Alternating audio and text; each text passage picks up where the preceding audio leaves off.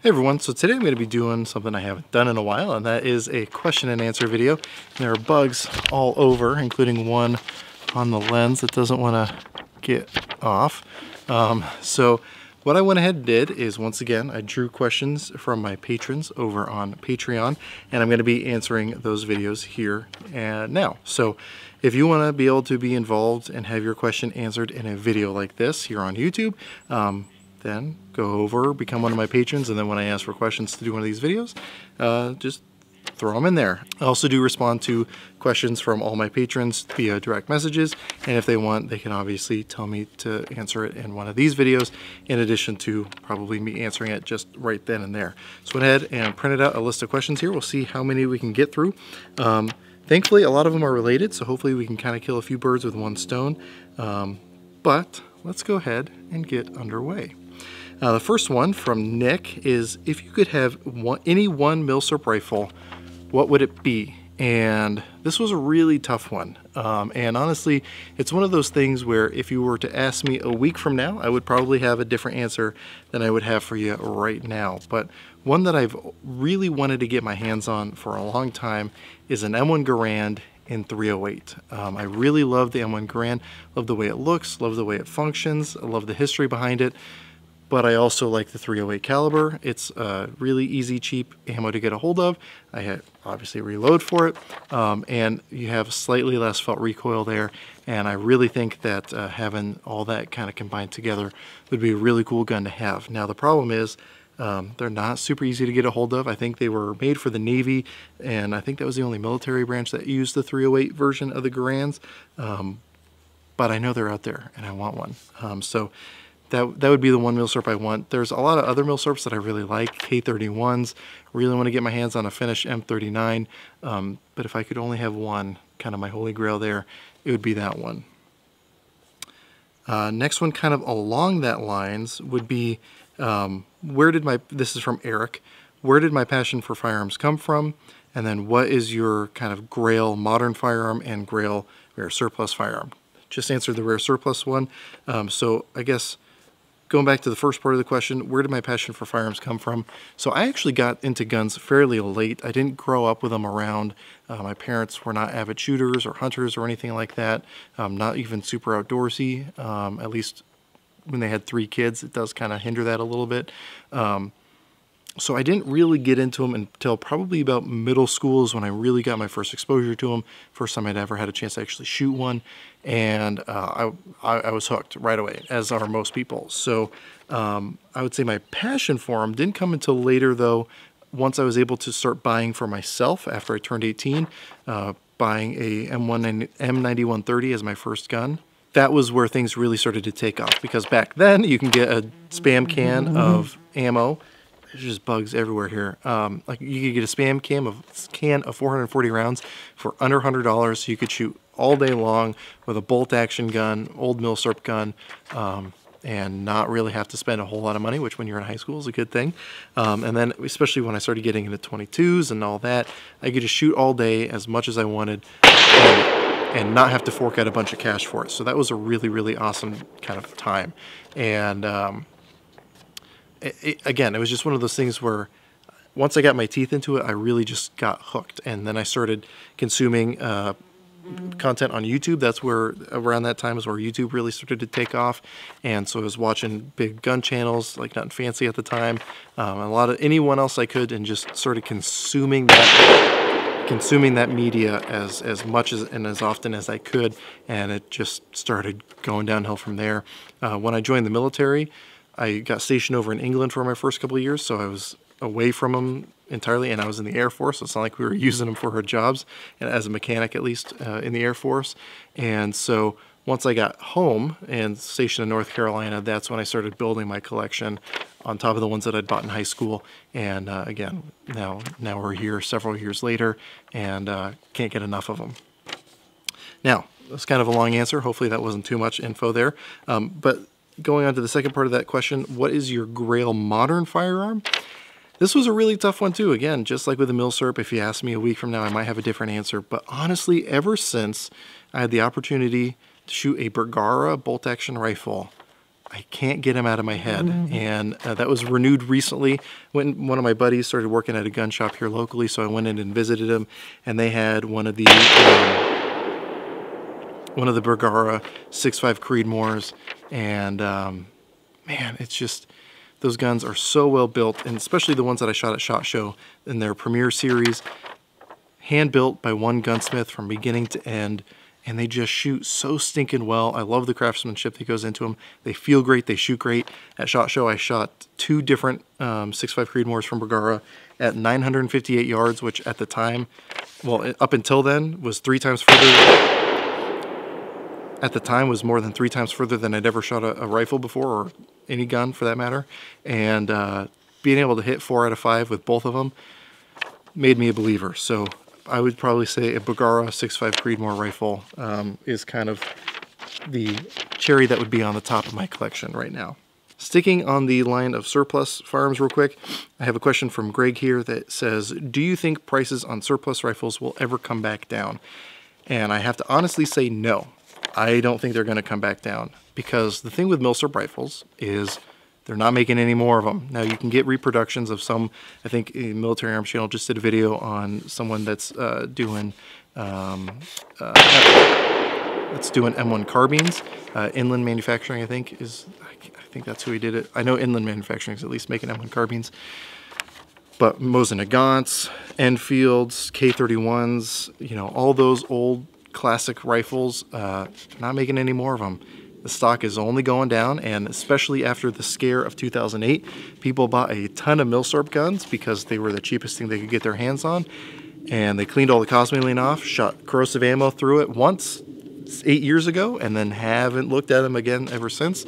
And now those guns are going to be all rusted up and not ones that you would want to buy on the secondhand market. So the quantity now is even less than there was back in 2006, if you were to ask me. I'm sorry guys, bugs are just driving me crazy right now.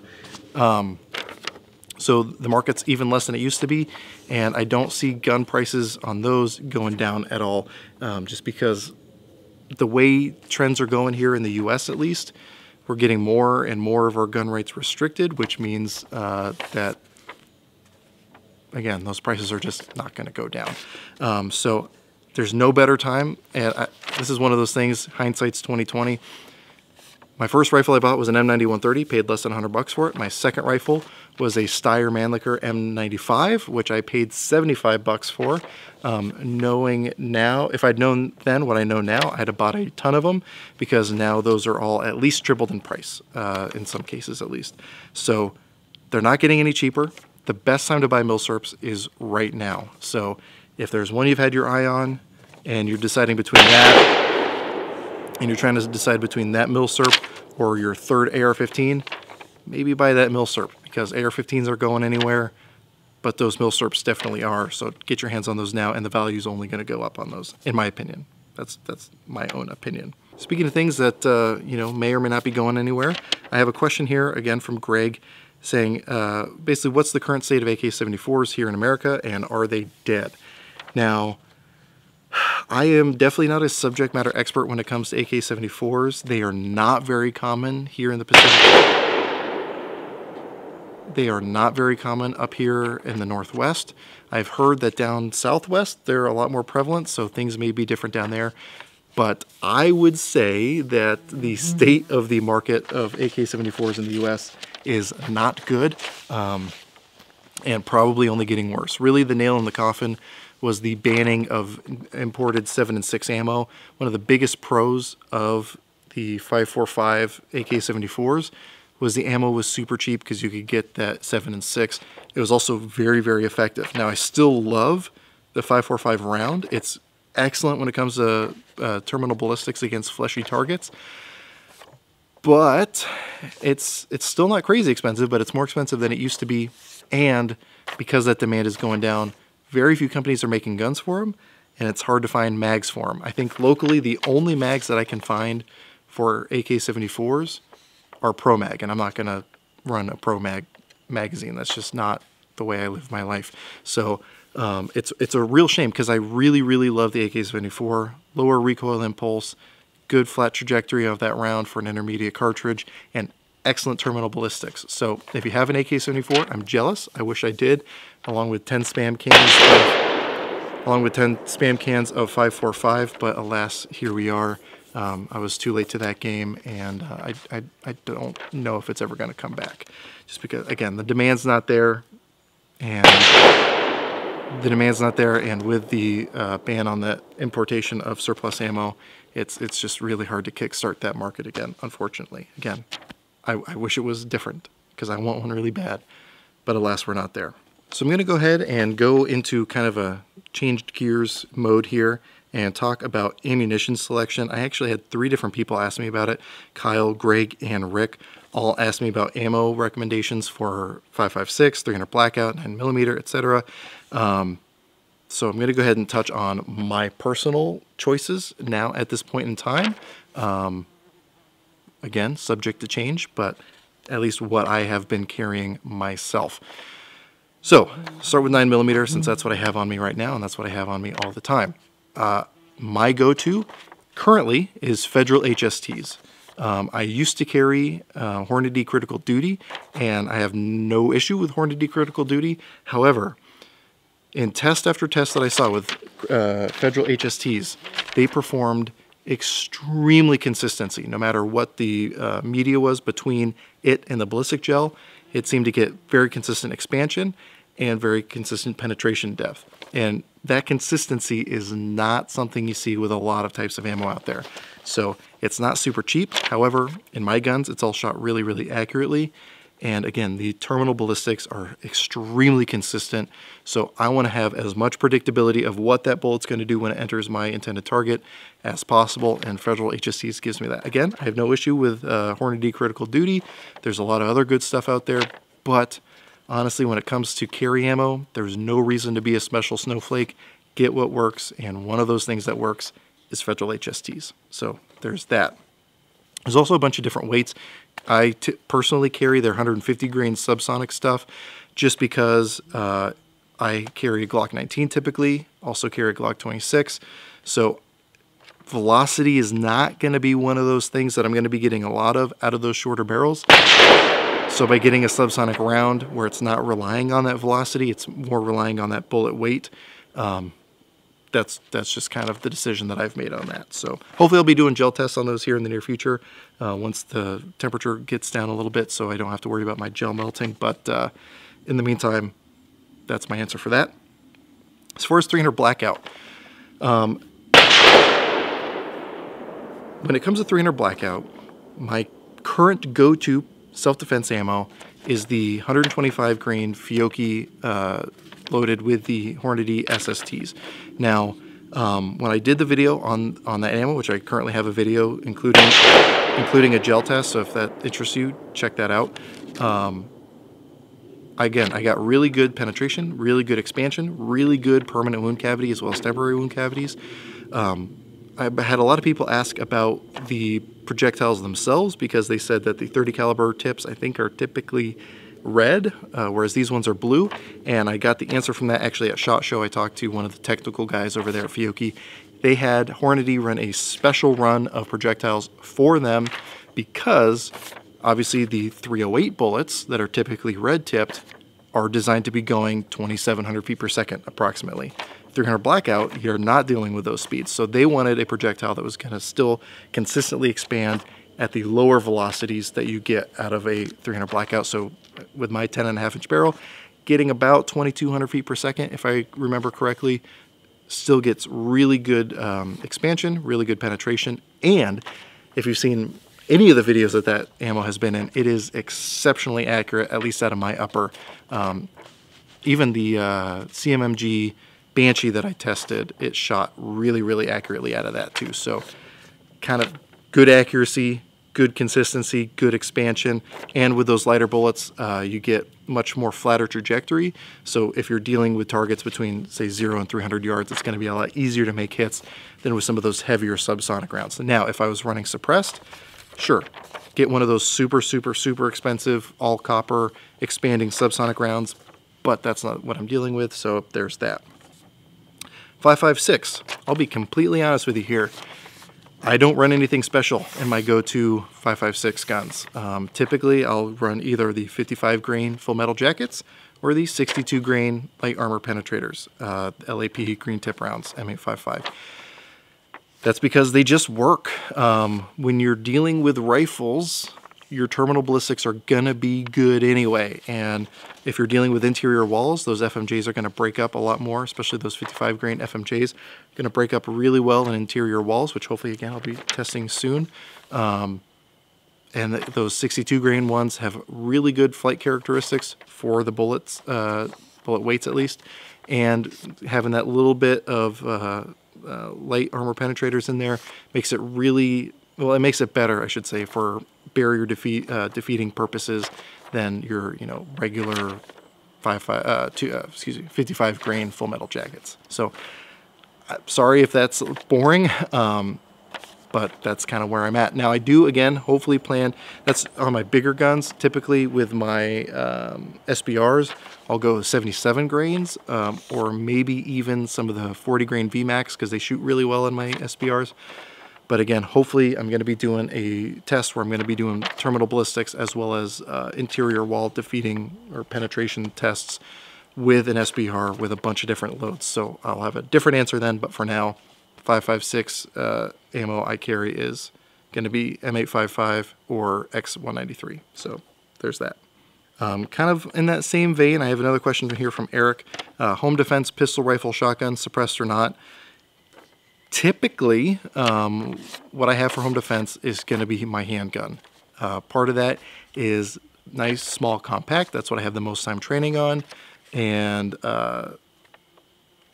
that's just kind of where it's at. It's a lot easier to have on my bedstand than a shotgun or a rifle. If I do have a long gun, it's going to be a rifle. I almost never, ever, ever use a shotgun for home defense anymore just because I don't think it's the best option anymore. Now, if I had one round to put into somebody and I had one round of double-aught buck versus one round of M855, I'll take one round of double-aught buck. However, again, for interior walls, all that stuff I was just talking about, 223 is way good for that. And if it's going to be a long gun, it's going to be an AR. That's just kind of how it is. Suppressed or not, I could be convinced either way. So if I'm running a 300 blackout, I'll probably run suppressed because it's probably going to be a shorter overall package anyway, and the suppression is going to do a lot more there than it would on a 223. So one thing though that kind of throws a wrench into that I've heard from John Lovell, the Warrior Poet Society, he made a really interesting point when it came to running a suppressor on a home defense gun. His idea was if you live in a residential area, if someone's in my house and I'm having to shoot them, I want every one of my neighbors to know that that's happening. I want every one of my neighbors to know that that's happening so they can call the police in case I'm not able to. And that's a pretty fair point. So he doesn't run a suppressor on his home defense guns, at least as of that video that he made. Things are obviously subject to change, but that is a pretty good argument in my opinion. So weigh that for yourself and decide for yourself whether or not that's more important to you. But it was an interesting point to me, and so I would say unsuppressed, and I don't currently own any suppressors, so that kind of solves that for me. So I have a question here from Roy. What buffer and spring weight do you like for the AR-15 rifle or pistol, and does it matter? Now, yes, it matters.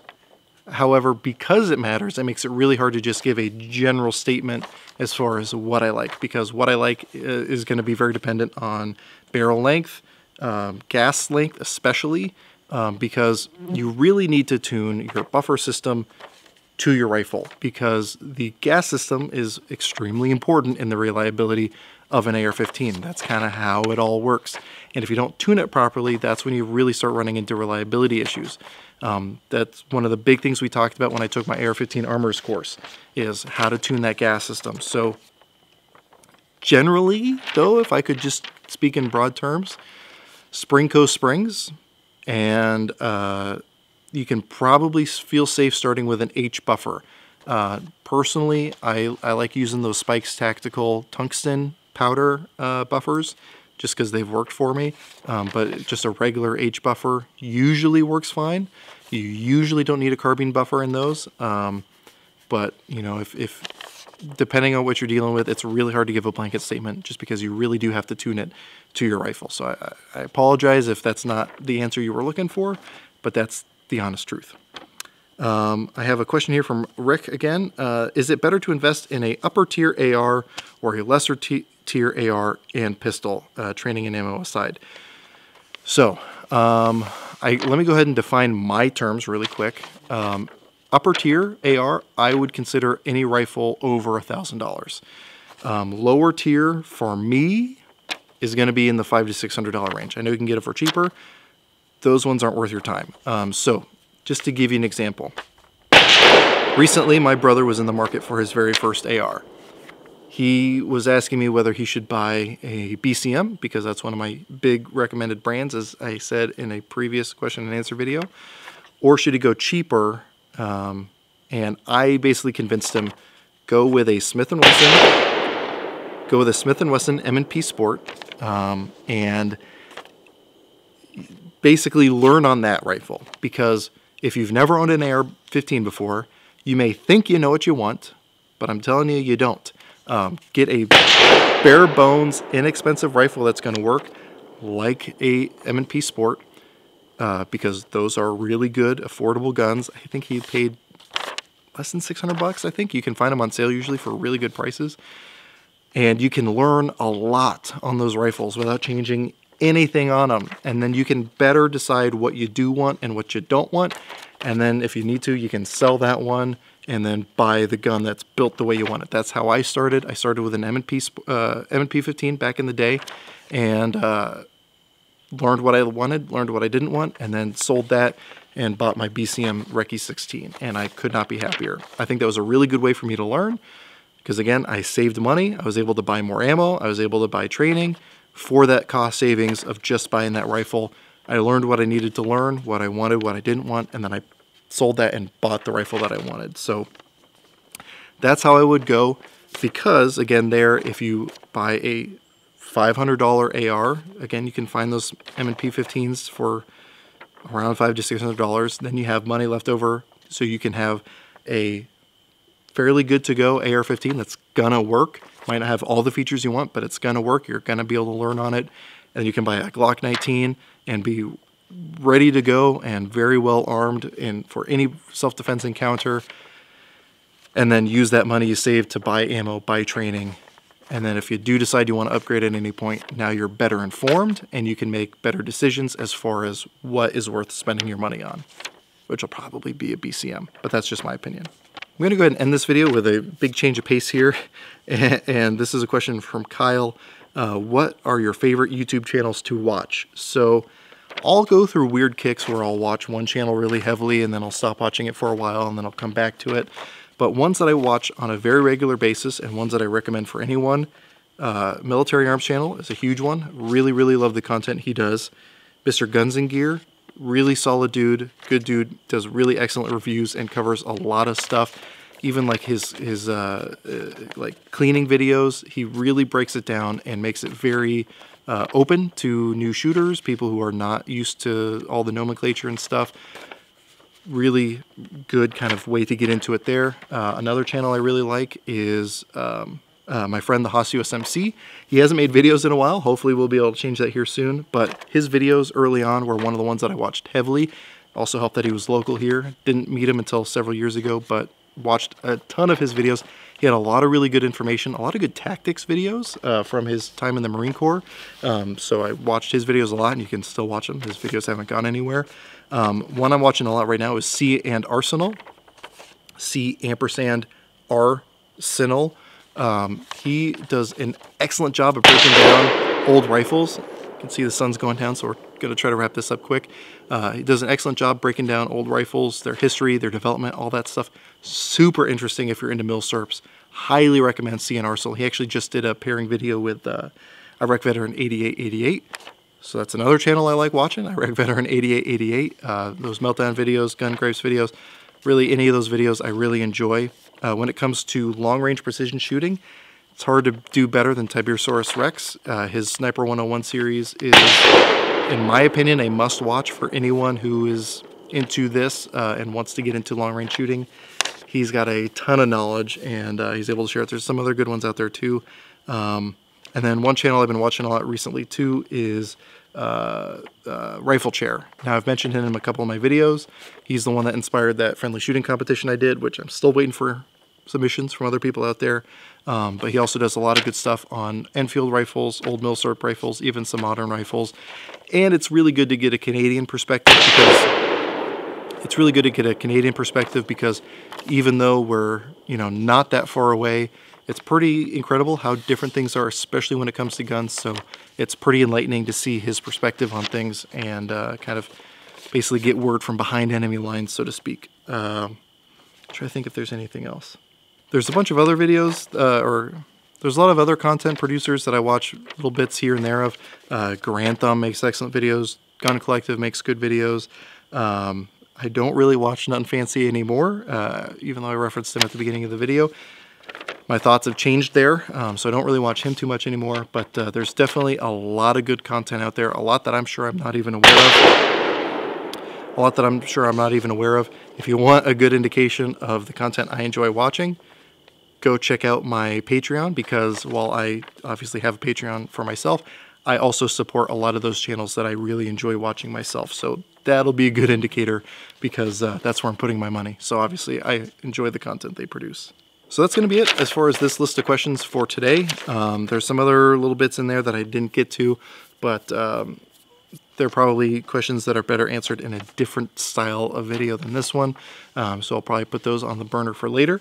But again, if you want to have a question answered in a format like this, go over to Patreon, become one of my supporters, and then again, you can either direct message me questions, or when I put up my postings asking for questions, ask away there, and then you'll be able to get my opinion on it for whatever that's worth to you. Because again, these are all completely subjective in my opinion, but hey, they asked, so I answered. So now that those are out of the way, I want to go ahead and say that I am uploading to Full30 now. Even if you don't watch videos over there, I would recommend subscribing over there, because YouTube has already demonstrated they're willing to take gun channels down. They've deleted one of my videos already, so if something happens, at least over there you can see what's going on. Even if you don't watch videos there, you can at least be subscribed, so if something does happen, you can follow what's going on. Again, do have a Patreon page. I post all my content there early, do exclusive content, as well as doing live streams, giveaways, all that fun stuff. The people I have supporting me over there do a lot to help out this channel, and I really, really do appreciate what they're doing. Hence why I'm doing question and answer videos for those people, and then also for the viewing enjoyment of everyone else. So anyway, with all that said, as always, I hope you got something out of this video, and I really appreciate you watching.